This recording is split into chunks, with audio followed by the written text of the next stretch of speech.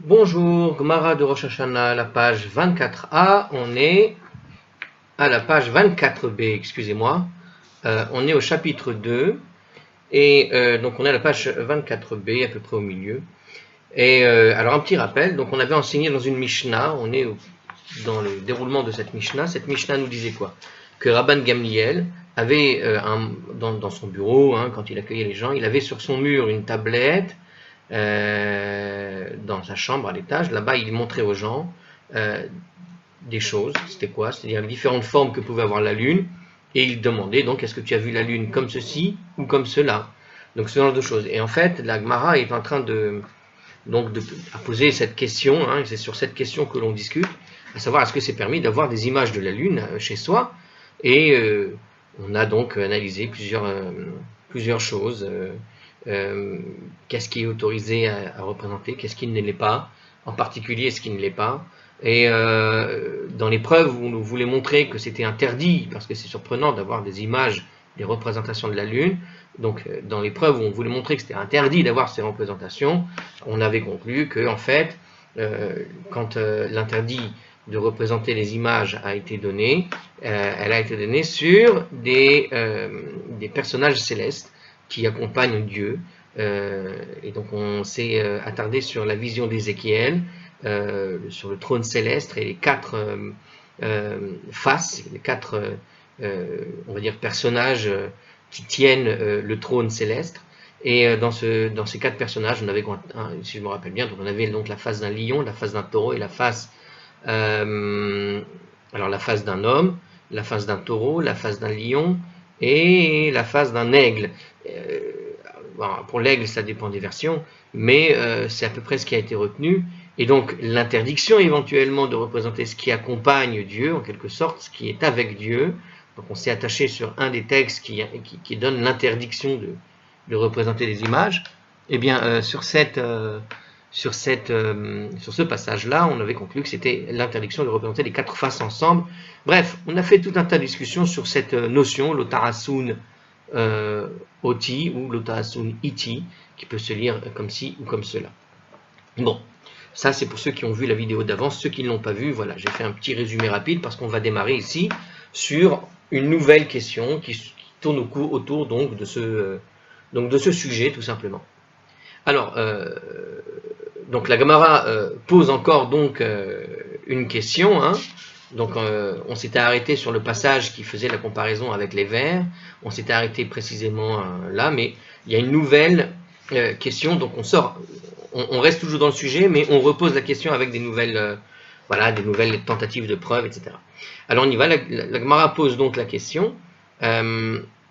Verasiya Geredta mi share. Mais que faire simplement? Mais faire, simplement des images de corps célestes comme le soleil, la lune. Est-ce que c'est vraiment permis? D'accord? Puisqu'on avait conclu que l'interdit se limitait et donc en fait à ce qui était à ce qui était une représentation dans les dernières conclusions, on en était à l'idée que l'interdit se concentre surtout si tu représentes, on va dire, des corps célestes ou même des corps sur la terre ou en dessous de la terre, mais dans le but de servir une idole. C'est-à-dire que dans le cadre d'un service idolâtre. D'accord? C'est pas la même chose de faire un petit dessin dans un coin, par exemple, et que de faire véritablement une parure dans le but de représenter, par exemple, le soleil pour une tenue spéciale d'une idolâtrie particulière. Donc là, on est donc l'interdit. Donc on avait conclu que c'était une limite sur l'idée d'un service cultuel. Ici, la question qui est posée, donc, c'est mais est-ce que vraiment le simple fait de faire des représentations, c'est permis ou pas? Alors, on reprend encore, et pourtant il a été enseigné, et on reprend finalement la même phrase de la Torah qui nous dit cela, qui a été rapportée déjà plusieurs fois. Donc on est dans le passage de l'Exode au chapitre 20 et le verset 20. Alors qu'est-ce qu'il y a écrit là-bas? Donc toujours la même chose. L'otarasun iti, vous ne ferez pas avec moi. Donc on avait déjà conclu plein de choses là-dessus, mais cette braïta va nous apprendre autre chose. Et ça nous apprend, nous dit cette braïta nouvelle, l'otarasun kidmut shamashai hameshameshin lefanai, vous ne ferez pas donc d'image de mes serviteurs qui servent devant moi. Donc c'est toujours le même, vraiment la même définition qu'on a déjà donnée, mais on rajoute ici dans cette braïta kegon chama ulvana kochavim ou mazalot, tel que le soleil, la lune, les étoiles et les constellations. Là, ça paraît être donc a priori, on voit une braïta qui enseigne explicitement que quand on dit vous ne ferez pas d'image de mes serviteurs qui servent devant moi, hein, ça parle bien de faire des images du soleil, de la lune, des étoiles et des constellations. Donc la question reste posée. Notre Mishnah nous a enseigné que Rabban Gamliel avait dans sa chambre spéciale d'interrogatoire des images hein, de plusieurs représentations de la lune, de ces phases de la lune. Et quand il posait les questions aux gens, il leur montrait ces phases de la lune. Mais attends, comment le chef du tribunal rabbinique peut avoir des représentations de la lune? On voit dans cette braïta qu'a priori ça semble pas du tout compatible. Sha'ani Rabban Gamliel. Le cas de Rabban Gamliel est différent en fait. Des acharim asulo, parce que d'autres, les non-juifs, ont fait pour lui ces images, nous raconte en fait la Gemara ici. Donc, quelque part, il semble accréditer à cette braïta comment dirais-je, la réalité de cet interdit. Donc, effectivement, on ne doit pas faire des représentations de lune, de soleil, de quoi que ce soit, de ce qui est, voilà, de tout ce qui est devant Dieu dans le ciel, hein, les étoiles et les constellations. Mais ce que vient répondre ici la Gemara, c'est que pour Rabban Gamliel, il s'est servi en fait d'autres, ça veut dire quoi les autres? En réalité, c'est les non-juifs, il s'est servi d'employés, il s'est servi de gens qui sont particuliers, qui connaissaient, d'accord, qui lui ont tout simplement, alors c'est Rachi qui nous apprend que c'était des non-juifs, hein, c'est-à-dire que des gens lui ont fait ces images-là, donc c'est pas lui qui les a fait, et ils lui ont donc fabriqué ces images pour lui. Alors qu'est-ce que ça veut dire maintenant ici? Regardez. Alors, Deacharim Asu Lo, il y a écrit, hein, Lo. L'expression ici, alors, nous dit le commentaire, hein, on a un petit commentaire. Hein. Alors, l'expression employée par la Gemara, d'autres ont fait pour lui, laisse entendre que ces images ont été faites à la demande de Rabban Gamliel. Et cela paraît logique, puisque autrement, comment les artisans auraient-ils pu savoir quelles étaient les formes de la lune que dont Rabban Gamliel avait besoin? Bon. Or, en général, il y a une interdiction de demander à un non-juif de faire quelque chose qu'un juif n'a pas le droit de faire pour lui-même. Donc cette interdiction, hein, en shlichut bidvar avera comme on dit, c'est on n'a pas le droit d'envoyer quelqu'un faire une avera à sa place. Envoyer quelqu'un faire une avera à sa place, même un non-juif, s'il fait la avera, eh bien les deux sont responsables. Alors ici, si tu demandes à un non-juif, le non-juif ne fait pas de avera pour lui-même en tout cas. En tout cas, quand tu lui demandes explicitement de faire une avera pour toi, en vérité, tu es responsable puisque c'est toi qui l'as envoyé. Donc ça revient absolument au même. Cependant, donc, cette interdiction rabbinique ne s'applique pas toujours quand on a besoin d'accomplir une mitzvah. Par exemple, dans le cas de Rabban Gamliel, qui avait besoin de ces représentations de la lune pour pouvoir interroger efficacement les témoins de la nouvelle lune, eh bien, donc, ça ne s'applique pas, puisqu'il avait besoin de ces représentations pour la mitzvah. Maintenant, alors, Rabban Gamliel avait donc le droit de demander à des non-juifs, qui ne sont pas soumis à cette interdiction, de réaliser pour lui ces images. Bon, c'est étrange, parce que je sens qu'il devrait y avoir plein de questions à poser sur ce point-là, mais ils n'ont pas été posés. Alors d'autres commentateurs expliquent autre chose. Alors que les non-juifs en fait avaient fait de même ces images de Rabban Gamliel sans qu'il leur ait demandé. Donc oui, ça peut être une solution, c'est-à-dire que, imaginons, Rabban Gamliel s'est trouvé dans un chouk et puis là-bas il vendait des images de la lune, des photos, quoi, ou je ne sais quoi, et les a pris. Et voilà, tout simplement. Donc, ça n'est pas. Donc, eux, les non-juifs, ne sont pas soumis à cette interdiction de réaliser ces images pour eux-mêmes. Donc, après, lui, ben, il est allé récupérer des images de cette sorte-là. Mais ça paraît quand même bizarre. Donc, voilà, il avait donc acheté là-bas. Ils n'ont pas écrit le prix, heureusement. Alors, on continue. La Gemara pose la question Veha Rav Yehuda. Mais voici le cas de Rav Yehuda. Alors, il y a une autre question quand même. Des acherim asu lo. Alors, justement, hein, moi, cette interprétation paraît quand même étrange. Regardez bien ce qu'il dit ici, maintenant, dans la suite. Alors, peut-être qu'on va retrouver ce qu'on a dit dans ce commentaire dans la Gemara. Donc, la Gemara nous dit Veha Rav Yehuda, des acherim asu lo. Mais voici que pour le cas de Rav Yehuda, d'autres avaient fait pour lui. Alors, ils avaient fait pour lui quoi? Nous dit le commentateur. En fait, ils avaient fait un sceau, une représentation, une image sur une bague. D'accord? Ce qu'on appelle un sceau. Vous savez, ce qu'on met dans une, comment on appelle ça, dans de la cire, et puis après, grâce à ça, il y a une espèce d'image en relief qui sort comme ça. Donc des gens avaient gravé sur une bague le motif, d'un seau, d'accord, en relief, hein. Donc on a une image sur l'anneau, et c'est apparemment l'image d'un humain, d'accord. Pourquoi? Parce que nous dit ici le commentaire, c'est ainsi qu'on avait l'habitude de faire des sceaux, donc de mettre certaines représentations comme ça. Certains estiment qu'il s'agissait plutôt de l'image d'un corps céleste, comme le soleil ou la lune, bref. En tout cas, les exemples qui sont donnés dans le commentaire sont tous des exemples de ce qu'on n'a pas le droit de représenter, qu'on avait vu dans le cours précédent, dans l'étude précédente. Alors, Ve'a Marlé Shemuel et Rav Yehuda, et malgré cela, donc Shemuel, il a dit à Rav Yehuda, Shinana, vif d'esprit, Samé, aîné des reines, défigure-le. Alors, qu'est-ce que ça veut dire, Shinana? Il lui a dit, vif d'esprit, pourquoi il lui dit ça? Alors, Shemuel appelle souvent son disciple Rav Yehuda ainsi, car ce dernier avait l'esprit très aiguisé. Donc, c'est une manière de lui dire, réveille-toi, Coco, si vous voulez. Alors, peut-être à l'époque, on ne disait pas réveille-toi, Coco, par exemple, mais on disait vif d'esprit, intelligent. C'est Yaine des reines, défigure-le. Alors, effectivement, hein, il était vif d'esprit, nous dit donc ce commentaire, mais on voit ici que c'est une forme de, une sorte de surnom, quoi.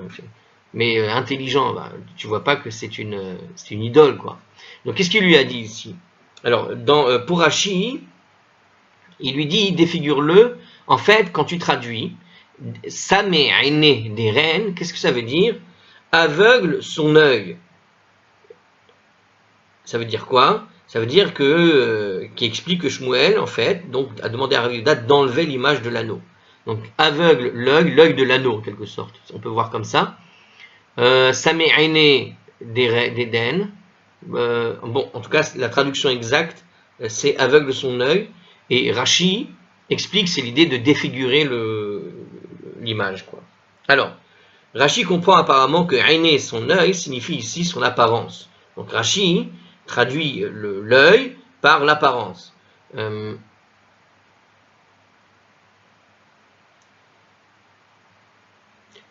pourrait s'amuser à dire Samé aîné, puisqu'ils ont mis un point il y a un dagèche dans le hé. L'œil de la bague, défigure-le. Samé, alors c'est rendre aveugle. Et aîné, c'est son œil. Mais comment il dit donc d'Éden? Ça doit être le alors. Le sien? Je sais pas.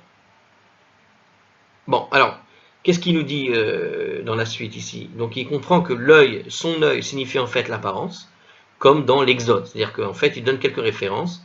On a la même chose dans l'Exode, chapitre 10, verset 5, Lévitique, chapitre 13, verset 55, le Nombre, chapitre 11, verset 7. Donc on voit qu'il y a plein d'endroits où quand on parle de Aïné, des yeux, en fait, on ne parle pas des yeux particulièrement, mais on parle de l'apparence en général. Donc c'est forcément ainsi qu'il faut donc comprendre Aïné. Si l'image qui se trouve sur l'anneau était celle d'un corps céleste, par exemple, alors si par contre l'image de l'anneau était celle d'un être humain, alors aveugle son œil peut être pris dans son sens littéral. C'est-à-dire que si vous avez effectivement des corps célestes, aveugle son œil, évidemment il n'y a pas d'œil. On peut imaginer, comme j'ai traduit par réflexe, l'idée d'un anneau, c'est comme une espèce de petit œil. Vous voyez, quand il y a un seau comme ça, c'est des anneaux un peu plats, en forme de rond. Donc ça fait l'anneau lui-même a une forme en fait d'œil. Donc on pourrait dire aveugle son œil, ça veut dire efface ce qui est sur l'œil du seau, en quelque sorte. Donc ça peut vouloir dire ça, mais il nous dit ici le petit commentaire, c'est que peut-être il y avait une représentation d'un être humain à l'intérieur de ce seau, et donc aveugle son œil peut être pris au sens littéral, à savoir enlève sa tête, quoi, ou fait une barre pour supprimer en tout cas la partie où il y a l'œil, les yeux de la tête d'humain qui a été représentée, ou ce genre de choses. Alors on voit alors qu'est-ce que nous dit ici ArtScroll? Alors nous voyons donc que bien que d'autres aient réalisé l'image, il est néanmoins interdit de le conserver. Donc c'était de ça qu'on discutait. On a vu que pour Rabban Gamliel, on a dit que c'était différent car les autres ont fait cette image pour lui. Or voilà que Rav Yehuda, qui avait un sceau, eh bien Rav Shemuel lui a dit d'aller effacer ce machin. Bref. Et la question se pose donc comment Rabban Gamliel pouvait avoir une représentation de la Lune, puisqu'on voit que dans un cas, pas tout à fait similaire, mais presque, en tout cas, la similarité elle est dans le fait que quelqu'un d'autre a fait pour Rav Yehuda quelque chose, eh bien, il y avait là-bas une demande de Shemuel d'effacer tout ça. Alors, les gens pourraient suspecter d'avoir fait lui-même cette image. Alors, j'avais pensé à ça, tiens, c'est bien. Alors, effectivement, qu'est-ce qu'on peut voir? La différence concrète, en fait, c'est que Rav Yehuda, c'est un sceau, ça veut dire qu'il va signer tous ces documents avec. Or, s'il signe tous les documents avec un sceau en relief comme ça, même sans le relief, en tout cas avec une image de la lune ou je sais pas quoi, à chaque fois qu'il va signer un document, on pourrait dire qu'il va en fait faire cette représentation. Alors c'est pas ce qu'il dit ici, mais il y a une première idée qui est là, à savoir que tu peux imaginer que c'est pas pareil parce que toutes les fois où il va appuyer ça sur la cire pour pouvoir faire la signature, pour pouvoir sceller un document, d'accord? Donc c'est un sceau qui va représenter Rabbi Yehuda. Et voilà que ce sceau, quand il va l'appliquer, en l'appliquant, il va réaliser en fait une image, lui-même cette fois-ci, d'un être humain ou de la lune ou du ciel ou d'un corps céleste qui est interdit de représenter. Donc même si quelqu'un d'autre lui a fabriqué le sceau, toutes les fois qu'il va signer avec, ça va poser un problème, puisque c'est lui qui signe, et en signant, il réalise ce dessin. Donc ça c'est une première explication qui n'a pas l'air d'avoir été donnée. L'autre explication qui avait été donnée, c'était tout simplement, on pourrait le suspecter qu'il avait fait lui-même cette image. C'est-à-dire que l'autre explication qui est un peu, qui est aussi simple, c'est-à-dire il te dit ici, que effectivement quand tu vas signer, on va dire c'est Rabbi Yehuda qui l'a envoyé. Si le Rabbi Yehuda l'a envoyé, il a fait un sceau avec une image dessus. Donc ça donne une impression qu'il a fait de base une sorte de sceau et qu'il a gravé lui-même cette espèce d'image sur ce sceau. Alors autre explication, la Gemara pense qu'il existe un interdit spécifique de garder une image qu'on n'a pas le droit de faire, même si on ne l'a pas faite soi-même. Comment alors Rabban Gemiel a-t-il pu conserver ces images, même si d'autres les avaient fait pour lui? Alors ça c'est une question de Tosfot, c'est-à-dire que Tosfot suppose dans un autre endroit, quelque part dans l'une des Gemara sur Avodah Zarah, etc., eh bien qu'est-ce qui se passe?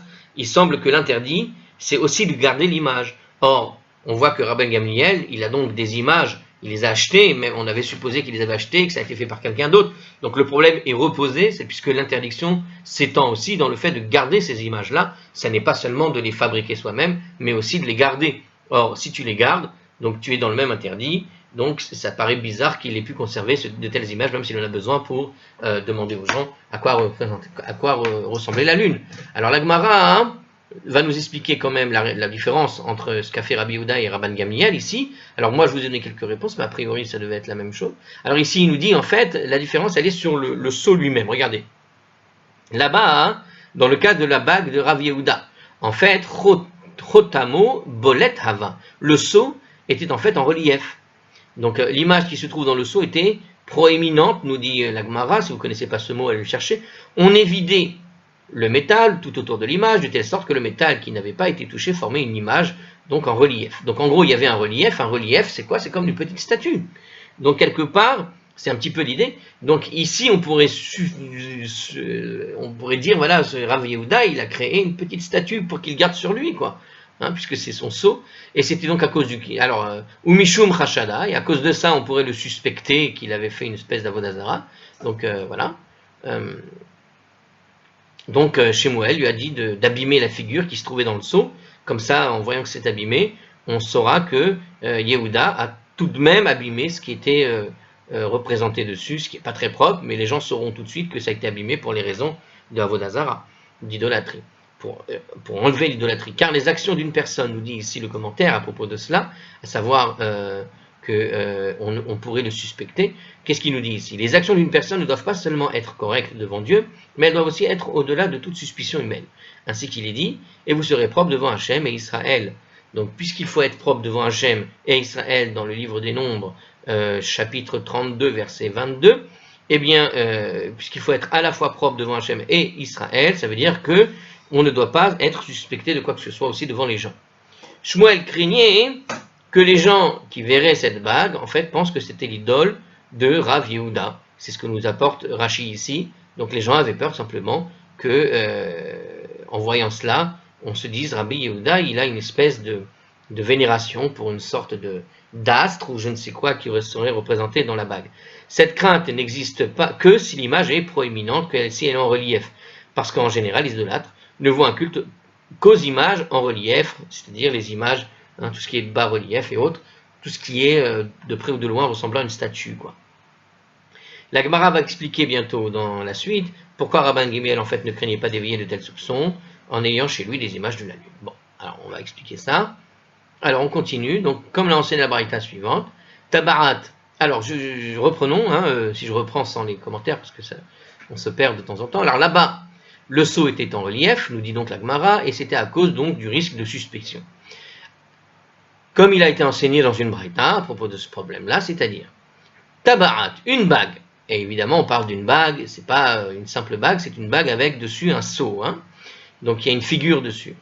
Alors, le commentaire ici nous apporte qu'il s'agit en fait de l'image d'un humain, d'accord, ou bien il s'agit de l'image d'un corps. Bon, il y a une autre explication, bah, c'est toujours la même chose en fait, c'est-à-dire qu'il peut s'agir effectivement donc d'un corps céleste, comme le soleil, la lune, on a déjà dit.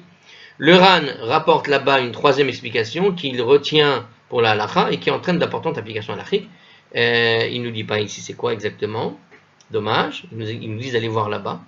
Bon, alors autrefois, les gens scellaient leurs documents avec une bague qui comportait donc un sceau, on pliait le document en deux et on laissait la partie écrite à l'intérieur.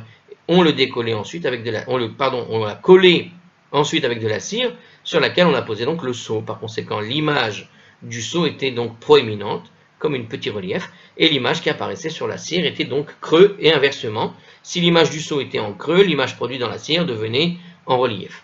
Bref, on créait un petit relief grâce à la cire. Bon, c'était un sceau, quoi. Le principe, si vous avez déjà vu ça dans plein de films anciens qui représentent les vieux films là-bas où...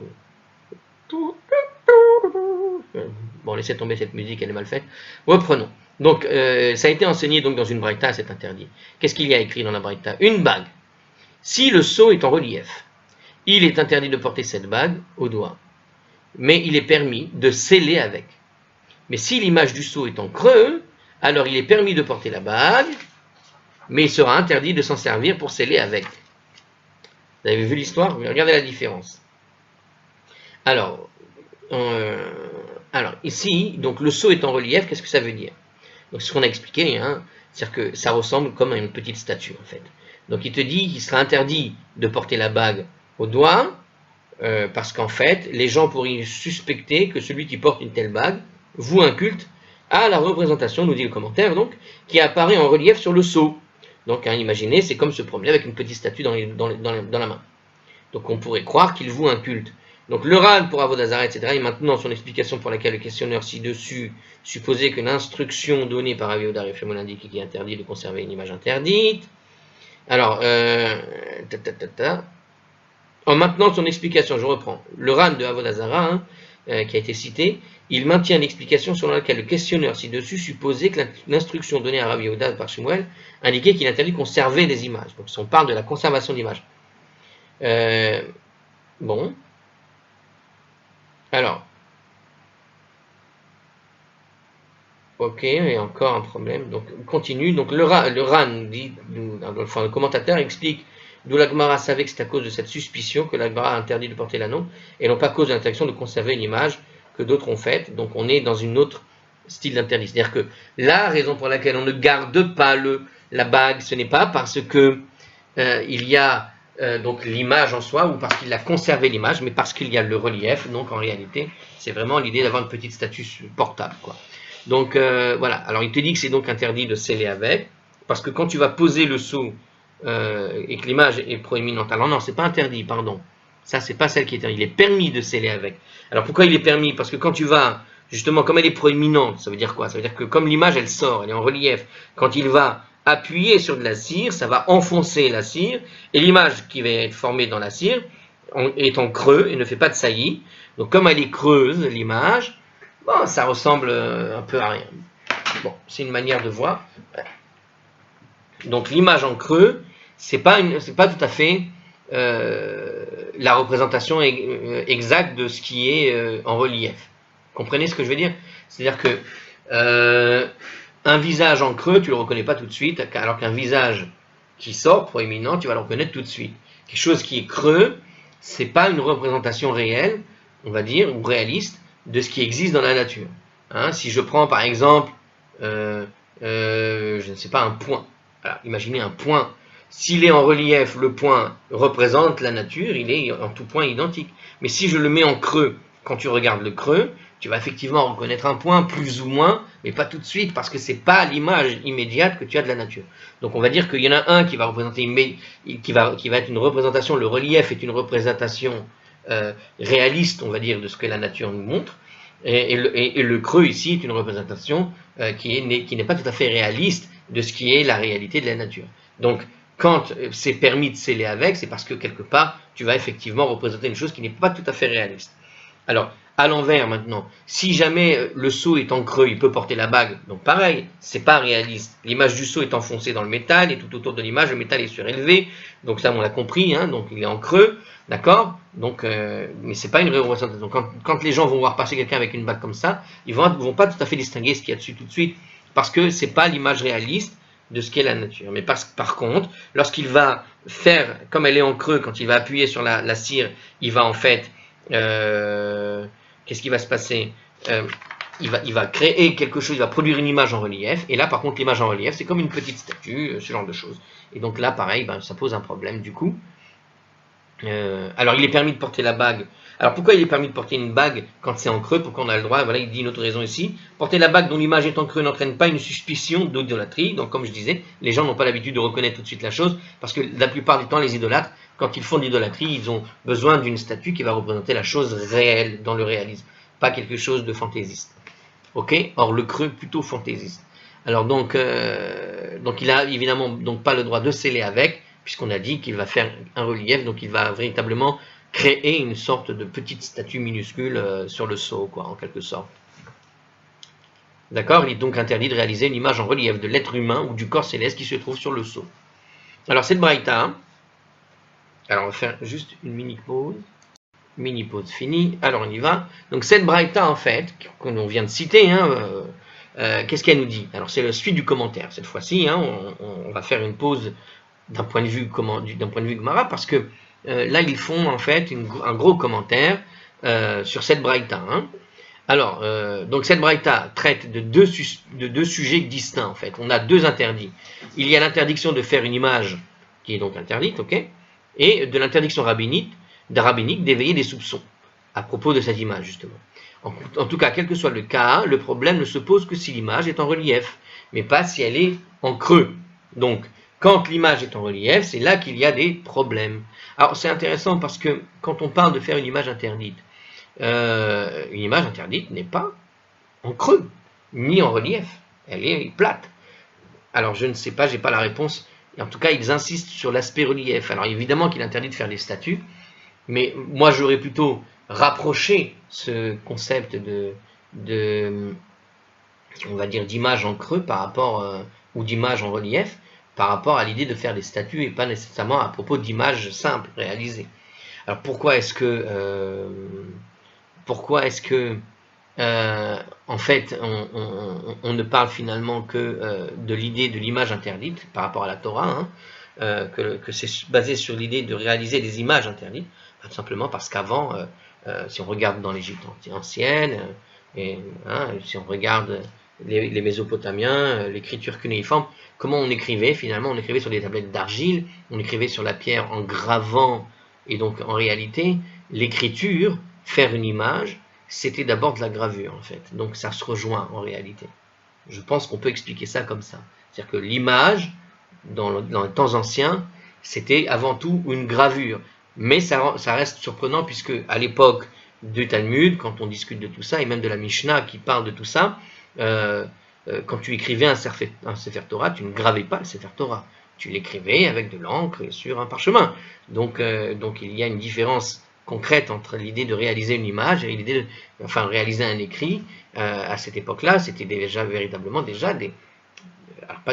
c'était pas des gravures, quoi. C'était vraiment des peintures en quelque sorte. On peut comparer ça. Bon, alors on peut répondre sur cette question-là que je me pose. On peut répondre comme ça. Alors c'est différent quand on parle d'une image en particulier. C'est-à-dire que à l'époque, on ne réalisait pas forcément d'images sur des parchemins et autres, mais à l'époque, les images c'était plutôt sur de la pierre en fait. Donc c'était véritablement toujours des reliefs, ce qu'on appelle aujourd'hui des reliefs. Donc le concept de réaliser des images, des tableaux, est plutôt tardif en réalité dans l'histoire, et enfin il semble tardif. Et les images, quand on voulait réaliser des images, ça se faisait sur de la pierre et de la gravure parce qu'on voulait les garder longtemps.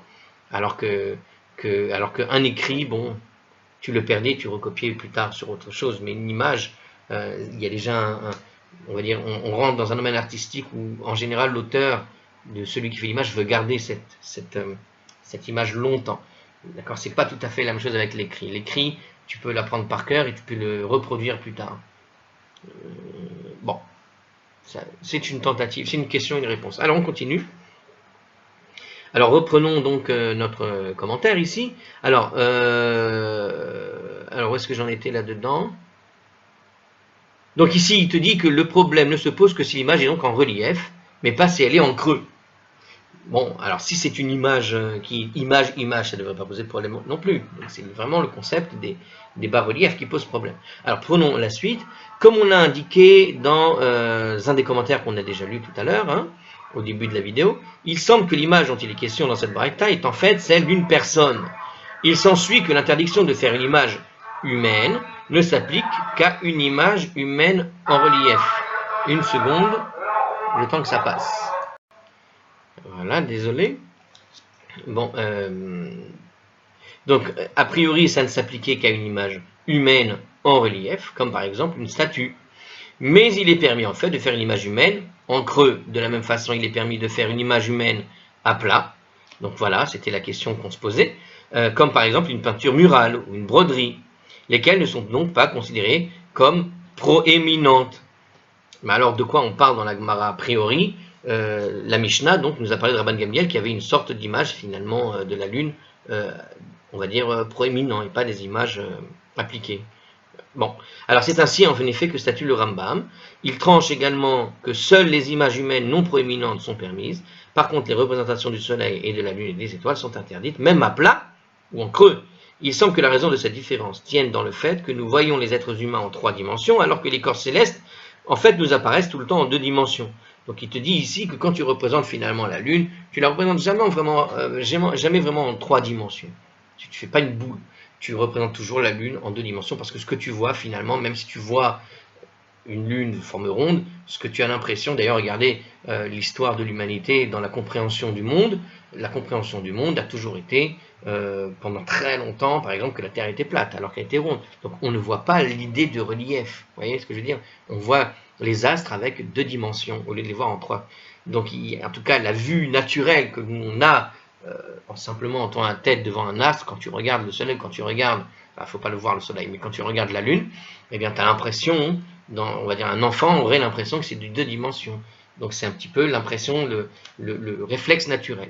Alors que l'être humain, tu as véritablement conscience de ces 3 dimensions. Donc une statue, tu peux effectivement représenter la représentation d'une statue, c'est pour représenter, comme j'ai dit, donc la nature telle qu'elle est. Et de la même manière, la lune, quand tu vas la représenter finalement en 2 dimensions, même si la lune est en 3 dimensions, sa représentation à plat, c'est une représentation telle que toi tu l'envisages par la vue que tu as, en tout cas celui que l'idolâtre peut avoir. C'est-à-dire qu'il voit 2 dimensions, il va donc reproduire l'image en 2 dimensions, et il a l'impression de reproduire au fond, dans son petit carnet, cette image de la nature telle qu'il la ressent.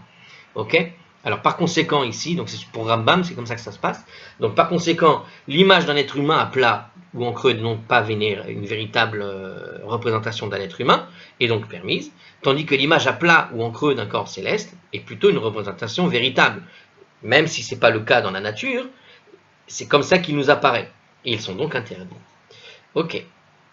Donc on a le Ritva, machin, ils ont un raisonnement similaire, l'idée à la suspicion en fait.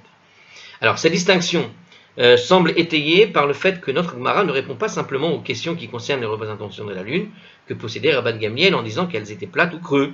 Donc on pose des questions au-delà de la simple question de savoir si c'était plat ou creux. En ce qui concerne les images plates et en creux des anges, pour le Rambam c'est interdit de le faire aussi, mais le Shulchan Aruch en fait le permet. Donc le Rambam te l'interdit, mais le Shulchan Aruch te dit que c'est autorisé de faire des représentations d'anges ou je ne sais quoi. Plate ou en creux, encore une fois. Pour d'autres Rishonim, ils soutiennent cependant qu'une telle distinction n'existe pas vraiment. Et toutes les images, en fait, toutes les images interdites le sont uniquement si elles sont en relief et non pas du tout en creux, donc ça n'a pas de problème. L'opinion de nombreux décisionnaires et celle de Tosfot, citée par le Ramban, dans Vodazar, etc.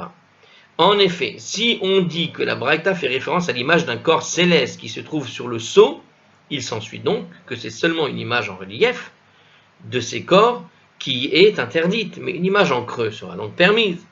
Et la raison pour laquelle l'Agmara n'a pas répondu simplement que les images de Rabban Gamliel étaient plates ou en creux tiendrait du fait que l'Agmara suppose que les représentations de la lune que possédait Rabban Gamliel étaient donc en relief. Voilà, c'est en fait ce qu'on va nous expliquer un peu plus tard. Donc ici, si on ne discute pas de savoir si l'image qu'avait chez lui Rabban Gamliel était creuse ou relief, c'est parce qu'on a supposé déjà qu'elles sont en relief. Et c'est pour ça qu'on explique que quand elles sont creuses, c'est autorisé. Donc on suppose que pour que Rabban Gamliel puisse avoir des images, il fallait qu'elles soient en relief et donc en creux pour pouvoir comprendre pourquoi on pose la question de qu'est-ce qu'elles font là. Bon. Alors, bien qu'elles ne soient pas mentionnées dans le Shulchan Aruch, il faut aussi citer l'opinion du Ramban et du Ran, qui explique que la braïta qui concerne cette bague avec le sceau parle en fait d'images habituellement permises, mais qu'à cette époque, les gens leur vouaient un culte. Donc, c'est pas que c'était interdit, on a parlé uniquement de 4-5 objets célestes particuliers qui sont strictement interdits, mais toutes les autres représentations, un animal ou je ne sais quoi, enfin bref, on peut représenter, il y a des choses qui sont représentables. Par exemple, une branche de loulav, vous pouvez représenter une branche de loulav, un étrog, je ne sais quoi moi. Donc des choses cachères, quoi, entre guillemets. Mais il peut y avoir des cultes interdits. Alors peut-être pas sur un étrog, mais il peut y avoir des cultes sur ce qui était, on va dire, autorisé à représenter. Et donc c'est seulement à propos de telles images que la Braïta fait en fait une distinction entre le relief et le creux. Bon, vous voyez, ça discute. Donc ça n'était pas seulement sur ce qu'on a défini, hein, c'est-à-dire l'image d'un être humain, l'image des anges, je ne sais quoi, que se discute le problème, mais il se discute pour eux, parce que pour en tout cas ce groupe de commentateurs, a priori c'était de toute façon évident que c'est interdit déjà, ce qui est interdit strictement comme donc l'image humaine, etc. Mais on discute de quelque chose qui était autorisé, dont les autres ont transformé un culte. La question, qu'est-ce que tu en fais maintenant? On pouvait soupçonner effectivement les gens. Mais faire une représentation d'une personne, d'un être céleste ou d'un corps céleste est donc interdit par la Torah. Que l'image soit en relief ou en creux, ça c'est donc pour ce type de les commentateurs que j'ai cités en dernier, c'était Ramban et Ran. Ok. Alors il faut remarquer que ce qui précède ne s'applique qu'à l'interdiction de faire une image ou de la conserver à cause de la suspicion, mais l'interdiction de vouer un culte. Par contre, là, quand on parle de vouer un culte, ça tout le monde est d'accord, ça s'applique à quel que soit le type d'image, de relief, de creux, de ce que tu veux. Donc là, par contre, vouer un culte, c'est l'interdit dans tous les domaines possibles. Alors, la Gemara pose la question, mais craint-on réellement la suspicion dans un tel cas? Alors, on reprend, si je reprends la braïta, parce que le commentaire était long, alors on va le reprendre dans une autre vidéo, parce que je sais que ça fait un moment. Donc on va reprendre juste le passage à partir de la bague et du relief. Voilà. Et on va, enfin, on va reprendre, en fait, parce que sinon on ne va pas comprendre ce qu'on dit. Ouais, c'est obligé. À tout de suite ou à la prochaine.